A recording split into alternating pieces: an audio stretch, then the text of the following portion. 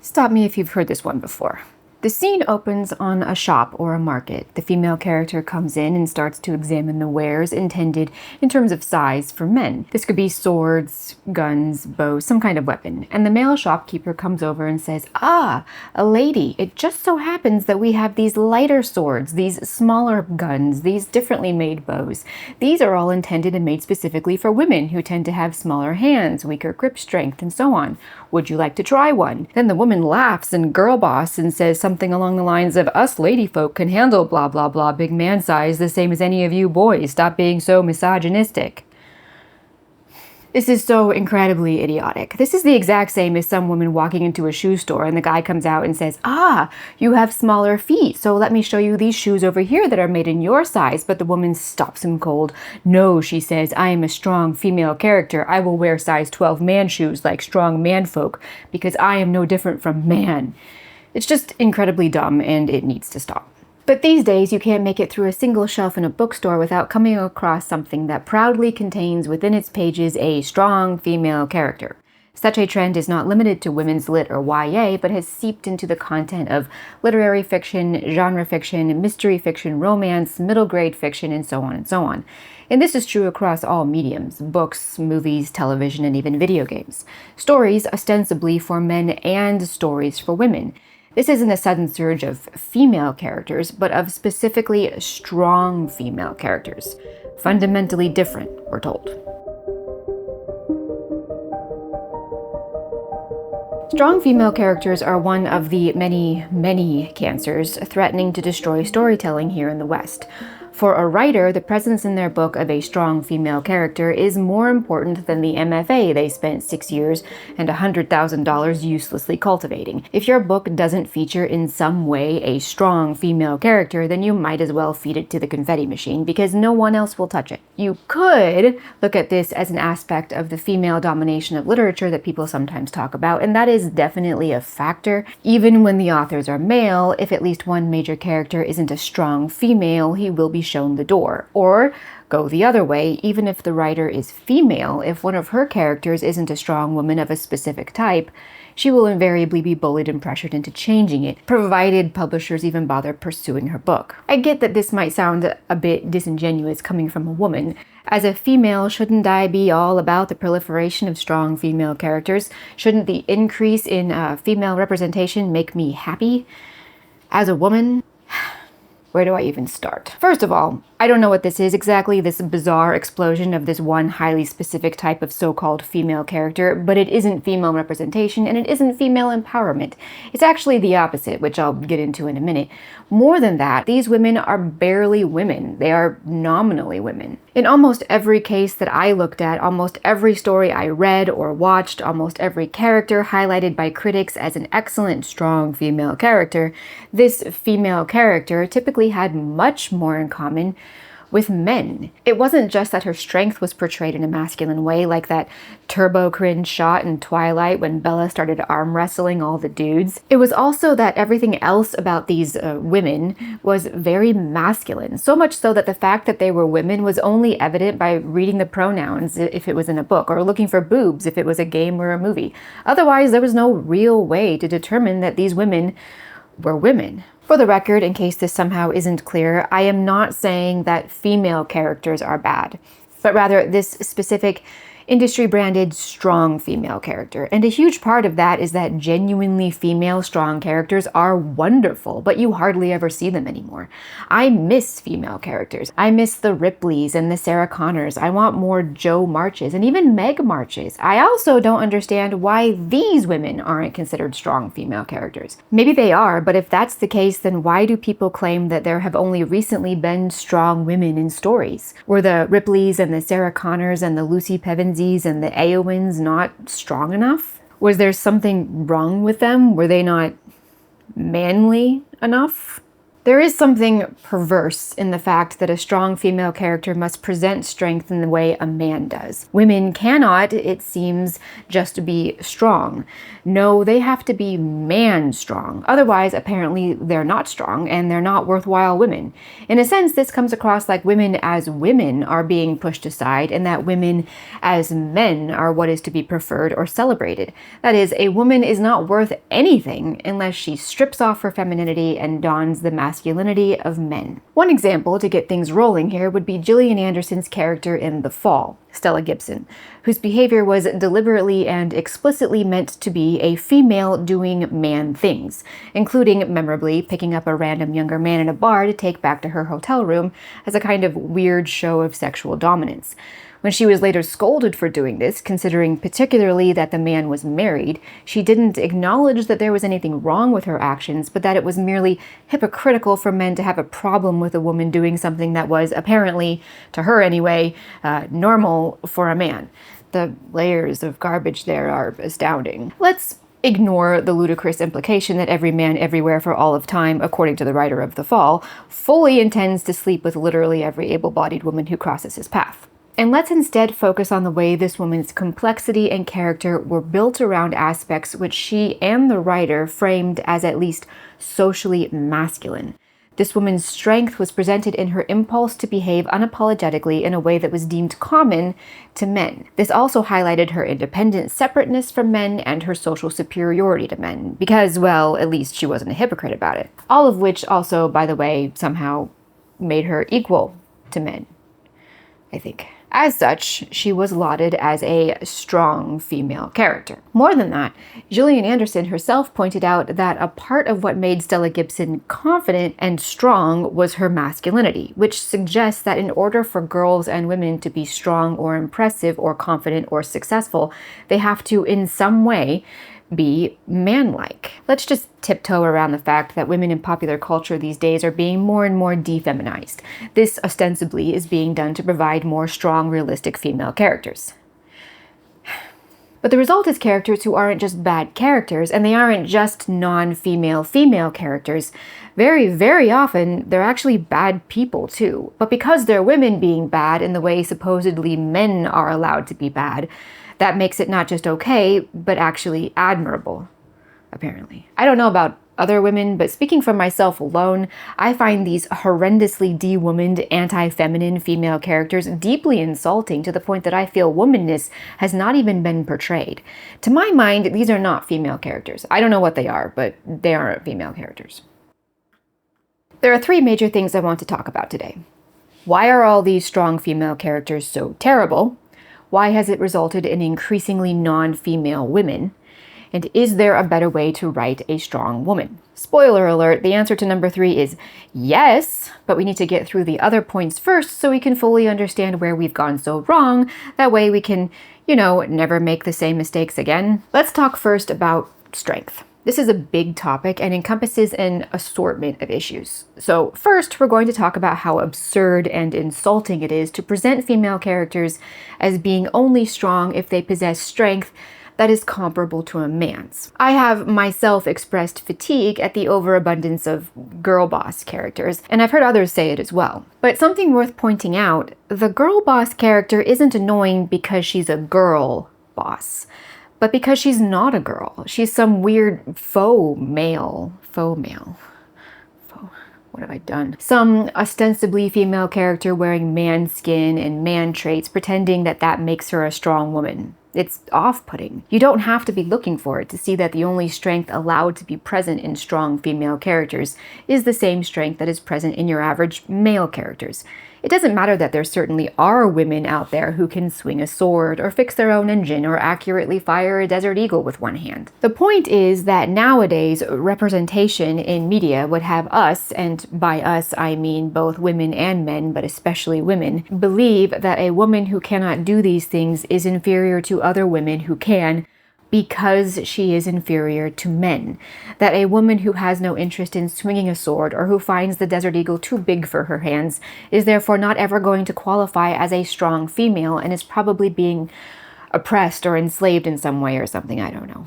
To start with, I think it would be helpful to define and then unbox the idea of strong insofar as it pertains to characters and character building. In the earliest days of this trend, I assumed that a strong female character was one that was well written.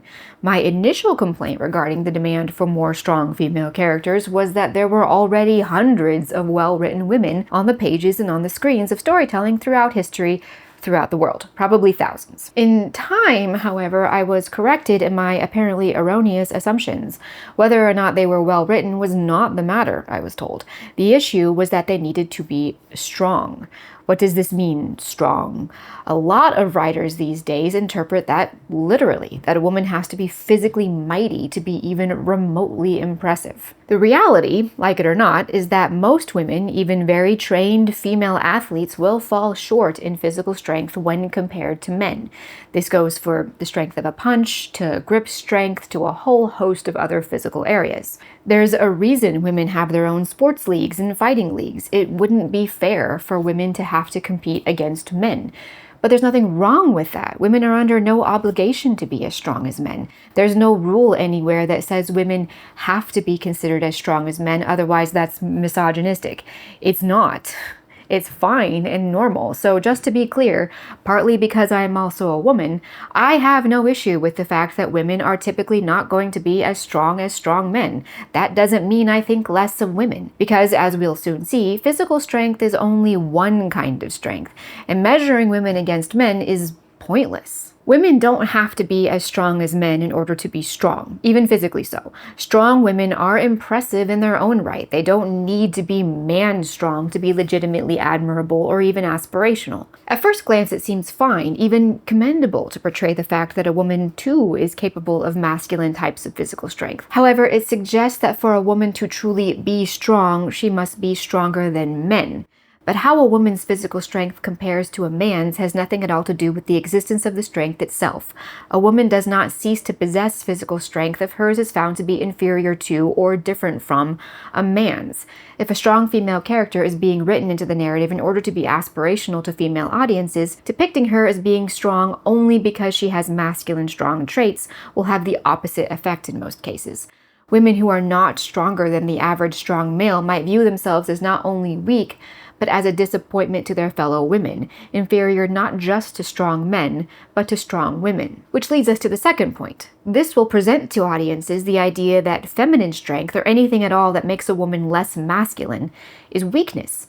This will lead women and young girls to come to despise their inherent femininity as something to be ashamed of. We have once again reached a point in history where young girls are being conditioned to be ashamed of their bodies. Why? Because if they're too feminine, then that must mean they're not very strong. Horseshoe theory, extreme modern feminism is indistinguishable from actual misogyny. So you see, female characters will tend now to be written with less and less femininity because the modern zeitgeist has declared that femininity is weakness.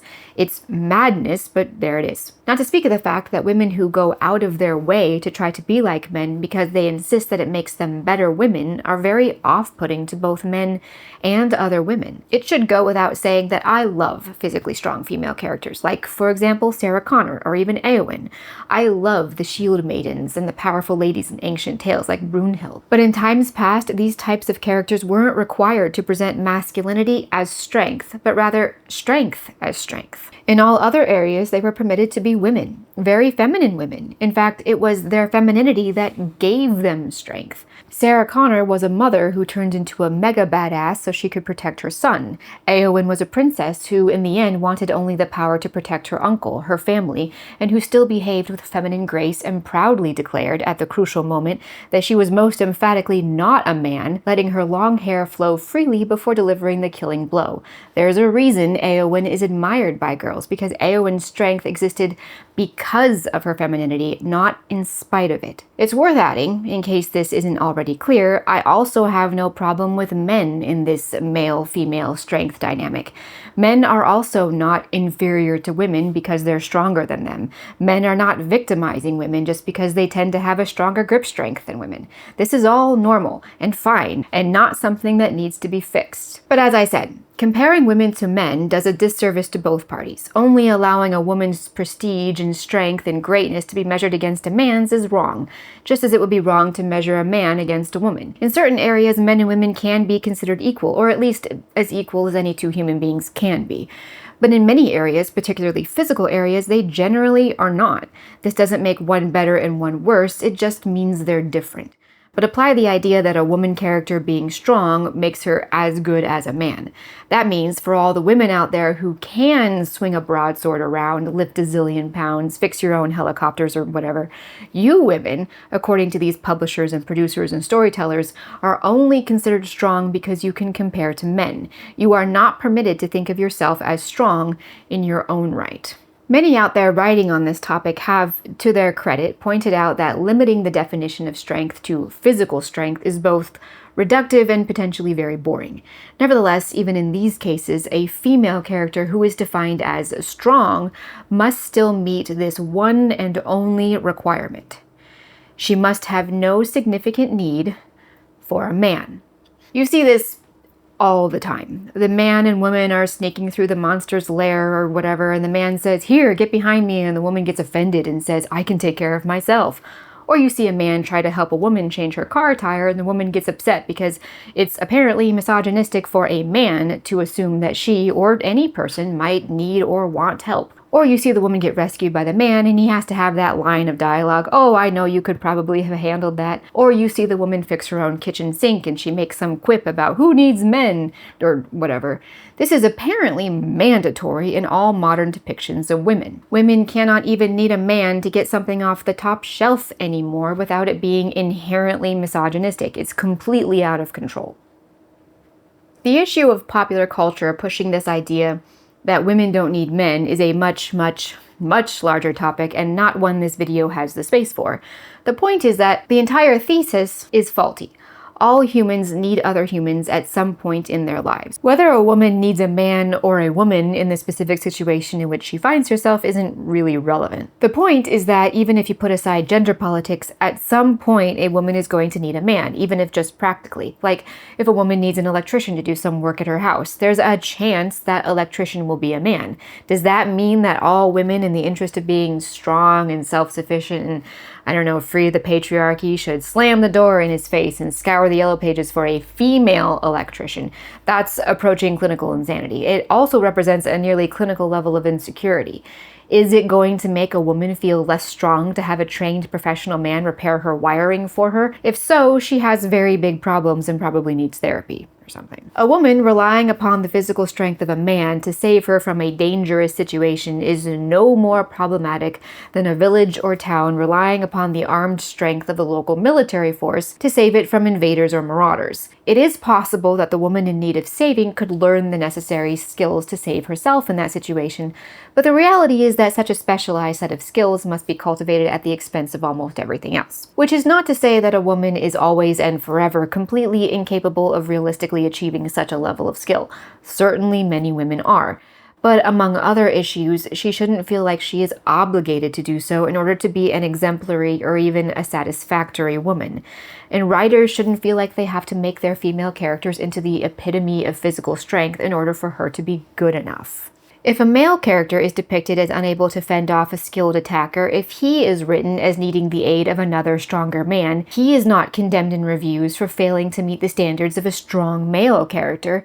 Even the most traditional understanding of masculinity would not hold this to be true. Men are depicted needing other men all the time, yet women can't ever need men. It's a terrible, glaring double standard that lacks all logic. If a woman must have no need for a man to be considered strong, then she must necessarily be physically stronger than the average man, an expert across multiple academic and professional fields, independently wealthy, or employed in a company that is owned and operated by women and which has a clientele composed almost entirely and exclusively of women who are similarly situated socially and financially. How far out must the network of social and financial connections go in which a man cannot be found for this woman to be considered free from her need of a man? Perhaps the issue here is that the errant woman, errant because she is not strong, has need of a man as a man. That is to say, she needs his manness, his masculinity, whatever that might mean. Perhaps she needs his physical strength, or his higher career status, or his height, or his romantic love, or his ability to father a child. Whatever it is, to depict a woman as being in need of such a thing is apparently deeply insulting to womankind. It's really not. Calm down. But Hillary, I can hear some of you saying, what's really most important is that the female character has agency. Seriously, if there was one word I could delete from the storyteller's lexicon, I think it would be agency. But fine, let's talk about agency. What even is agency? I'm convinced that half the people I see online whining about agency don't know what it means. If we consult one of my favorite sources for the meanings of words, the dictionary. The faculty of an agent or of acting. Act of working or operation. Action, activity. However, the way the modern internet lexicon defines agency is actually a sociology term. So, sociological concepts are being applied to the art of storytelling because of course they are. But according to sociologists, agency refers to the thoughts and actions taken by people that express their individual power. This is similar, but nevertheless unhelpful. The most important question I would ask regarding our topic today is, what does that mean for a woman? Apparently, female agency, according to modern ideals, is defined thus. Female agency is the ability of the female characters to take action and make their own decisions that affect their lives and the outcomes in the text. It is the condition of being active and exerting power or influence for oneself. Okay, but hang on. What if a female character is the sidekick to the male main character and he's making most of the choices and she's going along as backup? Does that mean she has no agency? Or does she have to, argue with everything he says and make him do it her way in order for her to have agency? Because that would be really annoying. What if a female character is the male character's wife and he occasionally makes choices for both of them and she goes along with those choices? Does she not have agency then? Is she then not a strong female character? Or rather, does she have to make the choices for both of them in order for her to have agency? Wouldn't that then, according to this logic, take away his agency? What if the female character is a powerful warrior and her general and immediate superior is a man? He then gives her an order and doesn't explain. The order, from a man, has to be followed blindly. And she does so automatically even though she's confused and disagrees because that's her training. Does she not have enough agency then? Is she, not a very good female? Is this okay if the female warrior's superior is a woman? Can a woman take away another woman's agency? Is that allowed? Or will she have to disobey all of his or her orders and do everything she wants to do and then in the end get heaped with praise for being so amazing, and only then can she be said to have agency? According to the previous source, when female characters are able to take action, make their own decisions, and influence those around them, they are understood to have agency. So, a female character who has to take orders, who can't really directly change the outcome of a situation, or isn't strong enough physically to take action herself, or for whatever reason chooses not to, is then not a strong female character. Something a lot of people totally fail to understand is that the women in all these examples are making choices, which is to say they are exercising agency or whatever. A woman who is helping a male main character achieve his goal has made the choice to be his backup and support. She chooses to follow him and to go with his plans. You see this in the Chinese drama Nirvana and Fire with Ni Huang. She wouldn't make a move without consulting Mei Chang-su because she was choosing to support his plans and to help him as much as she possibly could. She didn't fight him for control because she had chosen to follow his lead, and then she committed to that decision. The wife character is choosing to let her husband take charge in a given situation. More than that, and this is a wonderful portrayal of marital romance, she is choosing to trust him. You see this a lot in the beautiful Korean drama Flower of Evil, in which the entire story is built around a strong, intelligent woman choosing to trust her husband, who has been accused of being a serial killer. The female soldier character on the battlefield is choosing to obey her superiors, even if she doesn't understand their orders. You see this a lot in The Daughters in 12 Monkeys, a nomadic tribe of women who sometimes found themselves receiving orders from various men in the cast. Or even the villainess, Olivia, taking orders from her male superior, or deferring to the leadership of a male expert. To say that none of these women had agency is incredibly insulting and just hilariously false. To take this all the way through, more agency, according to the absurd false sociology definition, must mean better woman. So for a woman to be the best woman she can possibly be, she must have maximum agency. In order to have maximum agency, she must never take orders from anyone, but especially not any men. She must always be the one doing the action instead of letting others, and she must be in some kind of high leadership and ruling position that allows her to influence everyone else in the cast. So, the strongest person in the cast, the most powerful person in the cast, and the most important person in the cast. That sounds an awful lot like a Mary Sue to me. First of all, I want to say that the main character of any story is pretty much always going to be the most important person in the cast. So if your female character isn't the main character, then you're a failure because now she's not going to be the most important person in the cast. If she is the most important person despite not being the main character, then congratulations. You've written a terribly off-balance story fueled solely by identity politics, which has absolutely no cultural or creative value. Second, you're more than welcome to make her the most powerful person in the cast. But if she's the main character and she starts that way, she's going to have no growth and no arc, and so she's going to be annoying, one-dimensional, and poorly written. You can offset this by giving her significant weaknesses that she has to overcome. But as I'm sure you've guessed by now, doing so will certainly undermine her agency. Third, if your female character, for whatever reason, isn't the one calling all the shots in her life, then I guess you're screwed. But the reality is that unless there's only one protagonist, chances are your character will occasionally have to rely on others. She'll occasionally have to do things she doesn't want to do. And guess what? Sometimes those things will be good, or they'll work out in her favor, or at least in the story's favor. Not making her own choices isn't inherently oppressive or stifling. Failing to allow for this is ludicrous and tremendously self-indulgent. Some writers know this. They know that their female character will need to realistically rely upon other characters at some point, but they can't undermine female agency or her strong female status, so they make all their other characters women too. This way, if she has to rely on someone, at least it's a woman. This is why we keep getting all these all-female stories. The writers are trying to have their cake and eat it too. Write a logical story, but not violate the strong female precepts. This is what happens, by the way, when you let ideology imprison your literary mind and start calling all the shots. If you have a high school girl, or an office worker, or a low-ranking police officer, and she's being forced to do things she doesn't want to do, or isn't allowed to do things she does want to do, guess what? That doesn't mean she doesn't have agency as a human being or a character.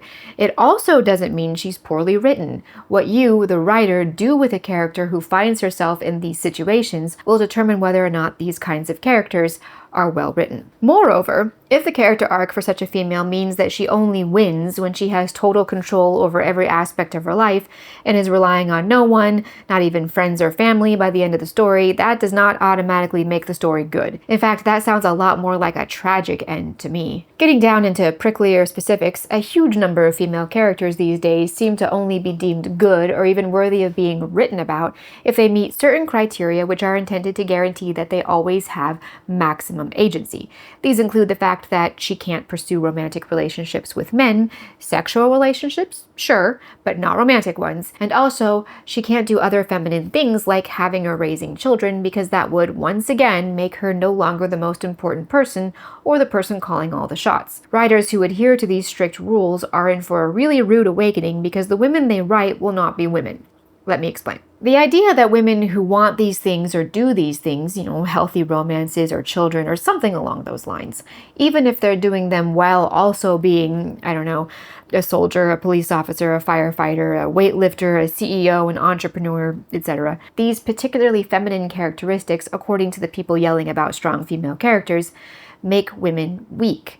Because, ostensibly, they remove a woman's agency and independence. Because, as we've seen, only 100% independent, infinitely powerful women are good women, I guess. When the reality is, these characteristics have a tendency to be very, very common and natural to women. To some degree, like it or not, these characteristics are deeply feminine. Take, for example, Holga in the recent Dungeons & Dragons movie.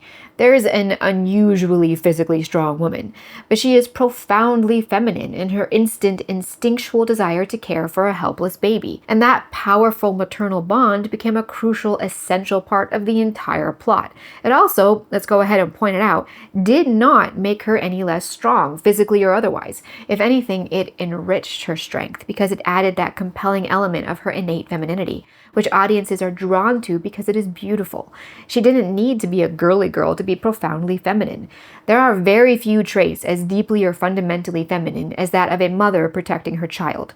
As I said before, Sarah Connor, anyone? But another example would be, of course, Ripley in the second Alien movie. How much of her epic, awesome strength came from her desire to protect the little girl with whom she shared an immediate maternal bond. Female characters cannot anymore, apparently, be nurturing, maternal, protective, or any of these other traits which are definably feminine. We no longer live in an era when Ripley can strap herself into a mech suit to fight a giant alien queen in order to save a little girl who had become like her daughter, and also, by the way, deliver one of the most iconic lines in cinematic history. We no longer live in an era where Sarah Connor can go from naive party girl to world-shattering badass solely to protect and train her son. Modern writing and modern philosophy holds that for a woman to put someone else's needs before her own would in some major way compromise her agency. For Sarah Connor to have even carried her son to term and then taken it upon herself to raise him and protect him, she would need to place herself second and place him first in every single aspect of her life until she died. This makes her no longer the most important person in the cast, so she fails as a strong female character. For Ripley to put the life of a little girl before her own would mean that to Ripley and to audiences invested in her, that little girl's life was more important than hers, which means she fails as a strong female character. Recent film adaptations have shown that a happy, romantic ending in which Jo March finds a good husband and settles into a peaceful domestic life of her dreams, the life that she chose, is no longer acceptable. Greta Gerwig's horrifically insulting 2019 adaptation even went as far as to suggest that doing so was prostituting Jo's character, as if all marriage to a man is a form of sex slavery, apparently. But it's certainly incompatible with strong female characters. So if you want your female character to be in a monogamous, committed relationship with a man, sorry, but she's not going to be a strong female character. Luckily, you can probably sidestep that one by making her really miserable in her marriage, or by making her sleep around a lot and assert her sexual independence or whatever, if you want to write something that would be about as fun to read as jamming needles up your nose. The idea of female motherhood, or even the simple reality of women tending to be drawn to nurturing or protective roles like Ripley and Newt, is that in current year, depicting a woman wanting to be maternal is no longer permissible. Modern feminism has lied to women for years, telling them that motherhood is an inherently oppressive condition forced upon them by the big bad patriarchy, and that it removes their agency, when the reality is that for many women it is a natural fit.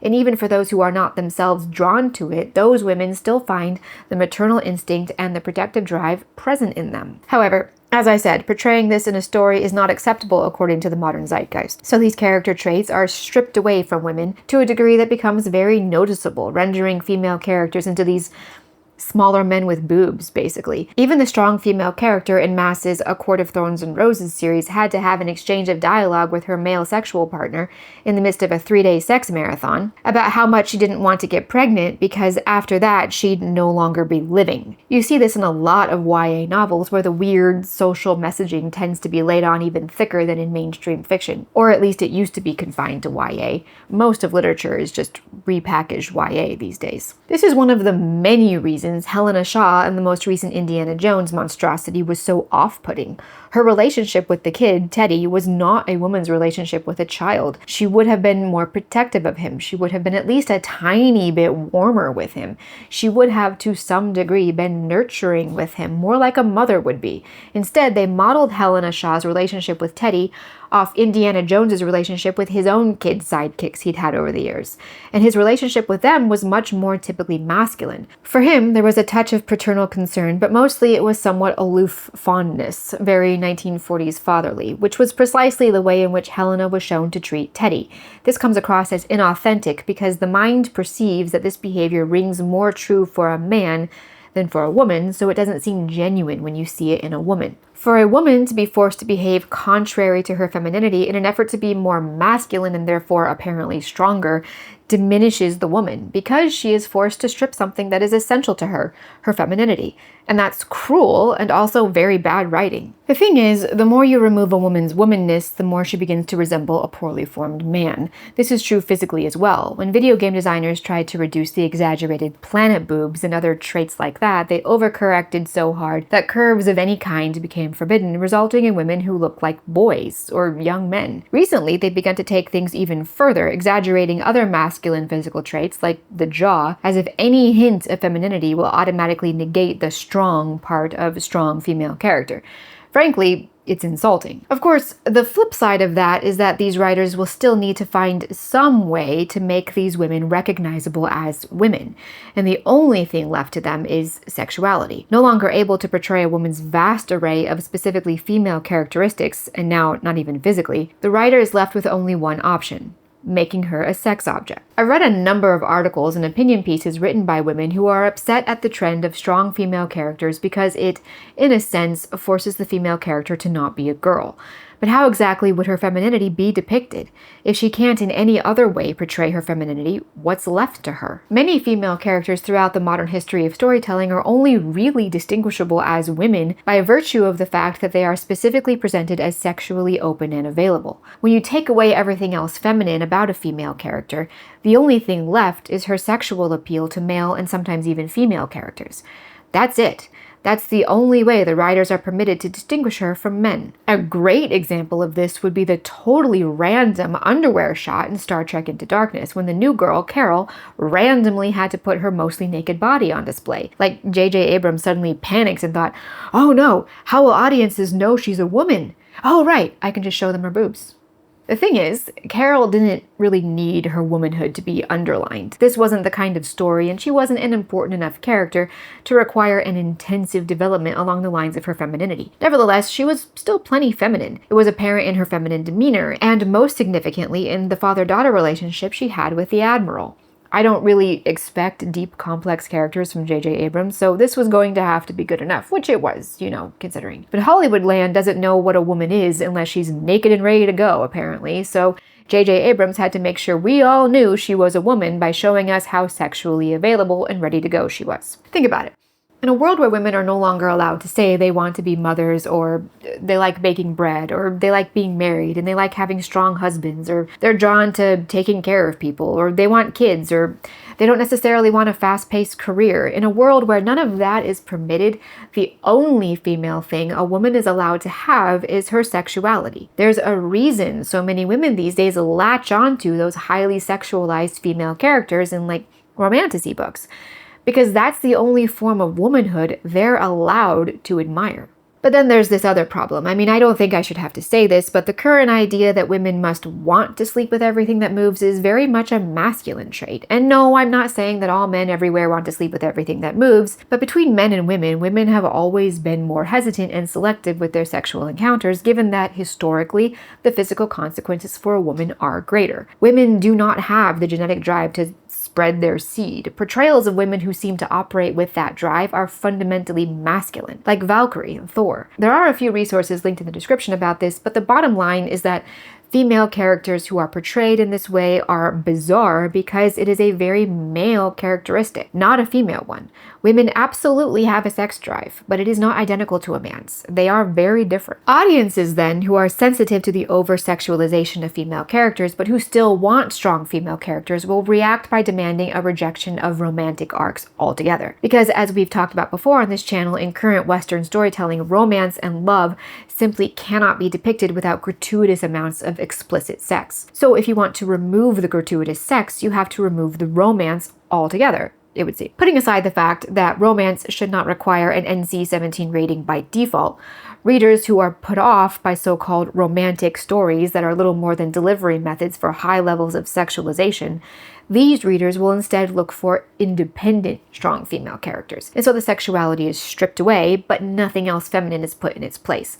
Because, as we've discussed, pursuing marriage is apparently prostituting your female character, so once again, We're back to male characters wearing a very badly written female skin. Most female representation in media tends to be one or the other of these two extremes, because true womanhood and true femininity is a complete mystery to writers, or it's completely forbidden. So all of this is what happens when writers become preoccupied with depicting strong female characters while completely missing the mark with those two key words there, female and strong. What should strong mean? Well written. That's it. I don't care if she's a warrior, a housewife, a high school girl, or an octogenarian. I don't care if she's a good person or a bad person, a weak person or a strong person. I don't care if she makes her own choices or lets other people make choices for her. I don't care if she's the main character or not. I don't care if the other characters care about her or not. It only matters that she's well written. And like it or not, denying a female character's innate femininity means that she's badly written. The end. Is a woman badly written if she lets a man open doors for her? No. Is she badly written if she can't swing a sword as well as a man? Nope. Is she badly written if she doesn't want to have sex with everyone else in the cast? Nope. Is she badly written if she relies on other people, especially men, to help her with important plot points? Nope. But since we're talking here about strong female characters, let's point out that physical strength is not the only, nor even the most important or most impressive type of strength. We must be living in clown world if I actually have to say a sentence like that out loud. One more time for the people in the back. Physical strength is not the only type of strength that is available to a person. It goes without saying that for a writer to zero in on this for the build of his or her perfect female character is both lazy and amateurish. Let's put aside for a moment the thrillingly controversial thought that a female character need not be strong in any way whatsoever in order to be a good character, and instead look at other types of strength. Among my favorites is moral strength. We could also call it conviction or integrity. A character who sticks to her principles in the face of incredible resistance or hardship is profoundly strong. Such a woman could be no more literarily thrilling than a housewife or the girl who has the lowest grades in her high school. But if her conviction and her integrity are exceptional, she will come across as not just strong, but deeply admirable and inspiring. If she doesn't start this way, but grows and develops to achieve a level of moral strength that will not buckle under any weight, then you've got yourself a potentially extraordinary story. The housewife is unlikely to be heavily trained in specialized fighting techniques. The hopeless high schooler probably can't bench press twice her body weight. Already then, in their initial states, these women are unassuming, physically weak, and certainly not self-sufficient. However, as this moral strength, this integrity begins to develop within these weak women, it is in part their other weaknesses that makes this development so remarkable to behold and such a pleasure to witness. It is inspiring and compelling to other women who have no desire to be weightlifters or elite warriors or Rhodes scholars that exceptional strength is available to them. It is inspiring and compelling to women who are physically strong because it is a kind of strength that is often neglected and is in itself always impressive and consequential. A female character can be illiterate, but still be the kind of person to, despite her lack of physical strength, put her body between her friend and an enemy's weapon. Courage is a beautiful kind of strength. Selflessness and bravery in the face of certain death or humiliation is a type of strength that isn't just rare in fiction these days, but in the world. This selflessness and courage are particularly beautiful in female characters who disregard their own lives to save that of their families, like Eowyn or Ripley or Flower of Evil's Do-Hae-Soo, a timid woman full of self-doubt and self-loathing whose moment of profound courage and transformation came when she needed to protect her helpless niece, for whom she was willing to sacrifice her life if necessary. I once heard someone say that the presence of someone else's strength or achievement does not nullify your own. Comparison, to paraphrase Kierkegaard, is the root of all misery. A female character who is exceptionally smart or skilled in some area does not cease to be smart or skilled if someone else in the cast is a little better than her in some areas, even if that person is a man. Pretending that it does feeds that sense that we can only measure our individual value compared to other people, which is an absolutely terrible way to live. Female characters can be strong without being the strongest person in the cast. They can be heroic without being more heroic than anyone else. Not to speak of the fact that female heroism isn't always necessarily going to be identical to male heroism. A woman like Cha Ji-won in Flower of Evil, who staunchly refused to abandon her husband despite all the widespread hatred being showered on him and despite the fact that he did lie to her, and who in so doing saved his life, stopped a serial killer, and salvaged her marriage, didn't do any of that by being the best fighter in the room or donning the shiniest armor, But her feminine heroism, the heroism of a woman and a wife, was apparent to anyone, and it was admirable and aspirational, and it was depicted as triumphant. But writers these days seem to only be able to understand the idea of heroism in masculine terms. Male heroes can be, and often are, very strong physically and are often martial in some way. It's been this way for centuries. Female characters in our post-modern world, a world in which everyone refuses to acknowledge general fundamental differences between men and women, have to be heroes in the exact same way. But as we've already discussed, it only works well when the physically strong female's femininity is not also neglected. And more to the point, other kinds of heroic females, ones who women are also likely to greatly admire, women like Jo March, Jane Eyre, or even Meg March, are simply never portrayed by modern writers anymore. The only female heroes that women are allowed to admire have to be martial and/or sexual. And as I've already said, but at the risk of repeating myself too much, a truly martial female character can absolutely be very feminine. But the strong female character, whose strength is less physical and more specifically feminine, is glaringly absent in the world of storytelling. Can a woman be strong in a way that is fundamentally feminine? You bet your ass. Take Dr. Jones in the television adaptation of 12 Monkeys, an absolutely brilliant show, by the way. She is occasionally my favorite character in the whole story, and also occasionally my favorite female character, like, ever. Here's a woman who is the smartest in her field, tough as nails, incredibly courageous. She has infinite perseverance, tireless convictions, and the backbone to do sometimes extremely unsavory and morally questionable things to achieve her goals. But all of it is being done because she wants to save her daughter. Every ounce of strength coursing through her veins is maternal and therefore feminine. She is the supreme final form of the mother lifting the car off her child. She will break time itself and bend the universe to her will in order to save her child. And in so doing, she gains another child, the adopted son, James Cole, who reaches out to that maternity, that femininity, in order to save her soul, while she lends him some of her maternal strength in order to complete the impossible mission she has placed upon his shoulders. It's an absolutely extraordinary character, one of the best written women and human beings I have ever seen on the screen. She has flaws, she has weaknesses, she's stronger than tempered iron, but she always gets behind the armed men when she's in physical danger. She's a mother before everything else. In fact, 12 Monkeys is full of exceptionally well-written women, very few of whom are warriors in the strict sense of the term. Besides Dr. Jones, there's also Cassandra Rayleigh, who struggled under the weight of her fate, but ultimately again found strength in her femininity, clarity in her role as a mother, and as a partner to Cole, lending strength to him when he needed it and borrowing strength from him when she needed it. In addition, there was the mad seer Jennifer, who became a mother to her stray daughters, lending them the strength they'd need to survive in a destroyed world. And the outstanding villain Olivia, and later the extraordinary development of the young warrior woman Zeit, who found her strength reach superhuman levels when she experienced the quiet, maturing fulfillment of being a wife and mother. Not only that, but these things, her husband and her child, gave her strength purpose, which was when everything in her life began to make sense to her. They didn't even diminish her physical strength, but intensified and focused it. This is something unique to women that is often neglected in the writing of modern strong female characters. Not only that, but these things are often maligned in modern writing. None of these women were called upon by the narrative to shed their femininity or to compare themselves to men in order to be strong or capable or even well-written. They were women first, strong second, which is how it should be. If a strong woman is not written as a woman first and foremost, or if her femininity isn't expressed in some way that goes beyond, oh, look how sexy, then all you'll have is another Stella Gibson or Helena Shaw or Barbie.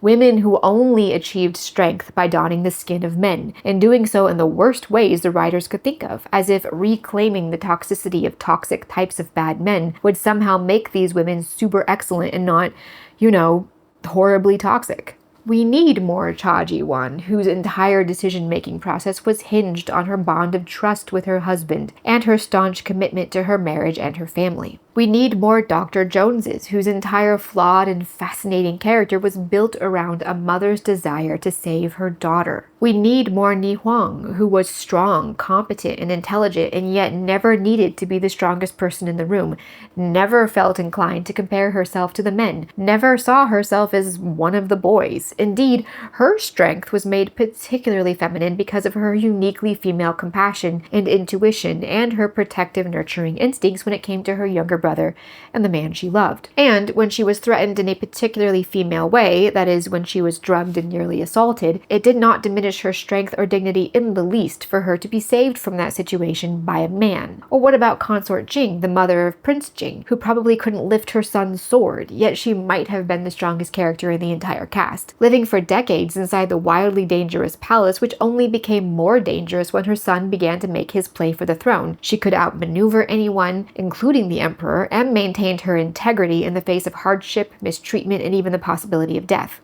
Why?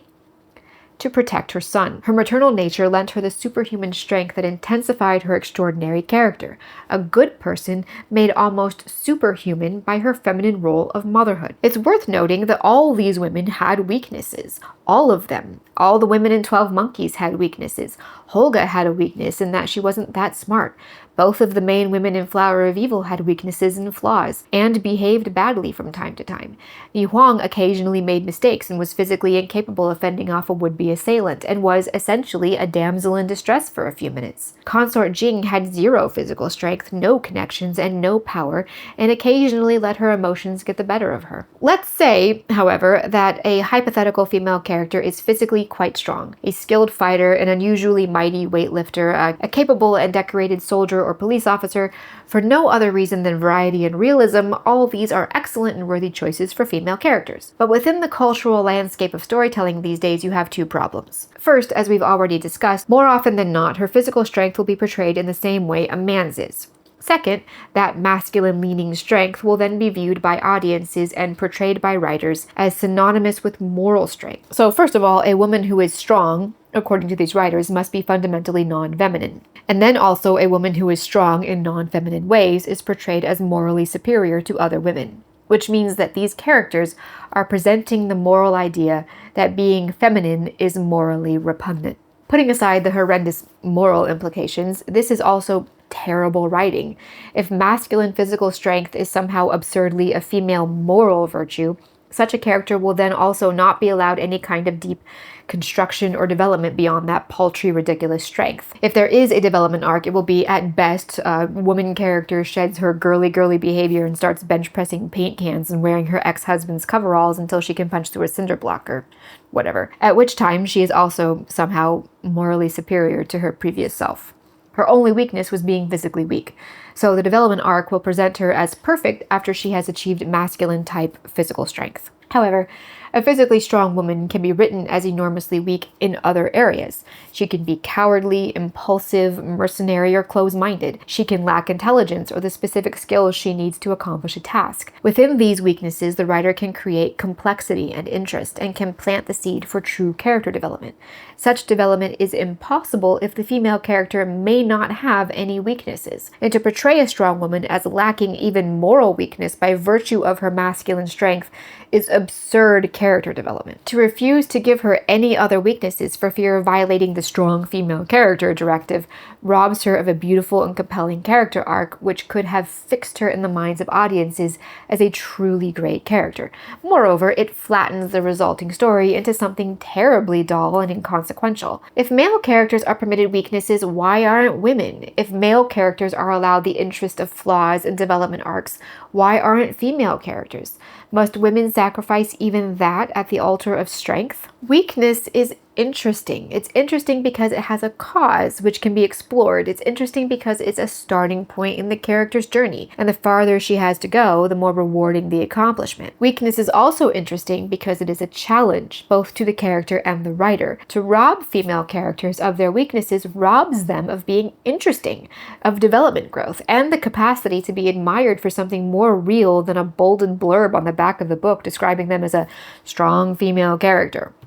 Speaking of weaknesses, feminine strengths are very effectively perverted into weaknesses or even into villainous traits in the construction of female villains, as in Olivia in 12 Monkeys, who used her feminine empathy to be tremendously manipulative. She presented herself as a nurturing maternal figure only to pervert that role into one of cruelty and manipulation. She lent support and empathy to Ramsay when he was abandoned and out of his time, only to throw him away after using him. She made herself a mother figure to the vulnerable, traumatized Jennifer, only to use the role to manipulate her and then even try to kill her. How often is it that mothers become villains because their overbearing desire to protect their children perverts into a controlling dominance, as in Carrie's mother? And it doesn't have to be a perfect, clean hero or villain. Feminine traits can be perverted into compelling weaknesses, as in Mariko Ashiya in the psychologically and philosophically ambitious Japanese film The Brain Man. This was a woman whose maternal instinct to nurture and protect was perverted into something unthinkable when her baby brother was attacked and murdered by a, what's the current code word for these freaks these days?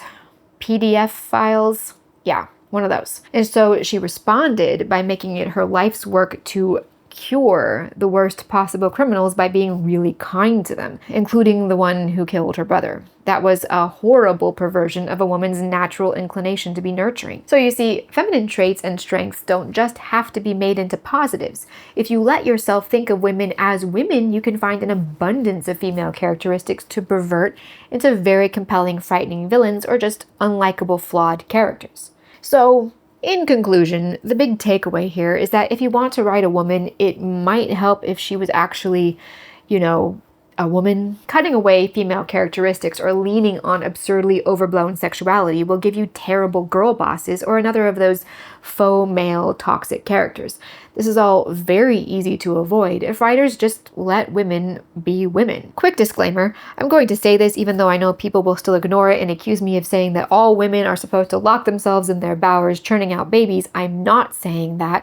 I'm not saying motherhood is necessary for realistic female characters. Whether or not a woman chooses to become a mother, she will still have that maternal instinct, that impulse to be nurturing and to be kind and to care for others. Even if it's warped into a flaw, it will still be there. I also want to point out that if you write a female character, you don't necessarily have to pack her full of feminine characteristics. The issue arises when the woman is written with explicitly masculine traits. Sure, it helps to make your realistic and strong female character more feminine, if only for the sake of balance, but what you really want to avoid is making her too masculine. And if you want to make her really strong and really exceptional, you'll want to lean on her feminine traits. That will help to make her extremely realistic and compelling, and also, a woman. To be clear, when I say that XYZ terrible strong female character trait is just a bad male trait, I am not saying that the traits possessed by men are bad. I am not saying that. What I am saying is that by and large, what these writers, such as the writer of Stella Gibson in The Fall, what they're doing is looking at terrible men who we can all agree are not good men or good people, and they are applying those traits to female characters and saying, there, now that I flipped the script, I have successfully created a strong female character. At the end of the day, the reality is that the whole concept of a strong female character is absurd and bizarre. A female character need only be written well to be a good character. But if the writer really wants to write a woman who is strong, physically or in any other way, this isn't difficult if the writer doesn't forget that a woman is a woman first and uses that to build her strength, instead of throwing it away to make room for more masculine strength. Women make for extraordinary characters, but only if you don't forget that they're women. More often than not these days, it comes across that the writers who write these strong female characters must actually really hate women. If you've reached the end, as always, thank you very much for watching. I hope you're all safe and warm, and I will see you next time.